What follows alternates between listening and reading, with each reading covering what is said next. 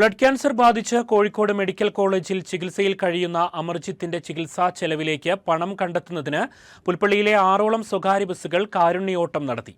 ഇന്ന് ലഭിക്കുന്ന മുഴുവൻ കളക്ഷൻ തുകയും ജീവനക്കാരുടെ വേതനവും ചികിത്സാ ചെലവിലേക്ക് നൽകും. പ്രവാസി ബസ്സും ബ്ലെസ്സിംഗ്സ് ബസ്സുകളുമാണ് കാരുണ്യ സർവീസ് നടത്തിയത്. ഗ്രാമപഞ്ചായത്ത് president T S Dileep Kumar യാത്രക്കാരിൽ നിന്ന് കളക്ഷൻ സ്വീകരിച്ച് ഉദ്ഘാടനം ചെയ്തു.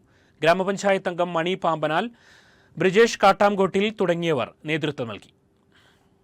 പ്രദേശത്ത് സർവീസ് നടത്തുന്ന പ്രവാസി ബസ്സും അതുപോലെ തന്നെ ബ്ലെസ്സിംഗ്സ് ബസ്സും വളരെയധികം സാമ്പത്തിക ചെലവ് വരുന്ന ഈ ചികിത്സയിലേക്ക് വേണ്ടി ഈ രണ്ട് ബസ് ഉടമസ്ഥരും ഈ ഉദ്യമത്തിന് വേണ്ടിയിട്ട് അവരുടെ സർവീസുകൾ, തൊഴിലാളികളുടെ വേതനവും അതുപോലെ തന്നെ ഇന്നത്തെ മുഴുവൻ കളക്ഷനും ഈ ഉദ്യമത്തിന് വേണ്ടിയിട്ട് ചികിത്സാ ചെലവിന് വേണ്ടി ഉപയോഗിക്കുന്നതിന് വേണ്ടിയാണ് ഇന്ന് ഈ സർവീസ് നടത്തുന്നത്.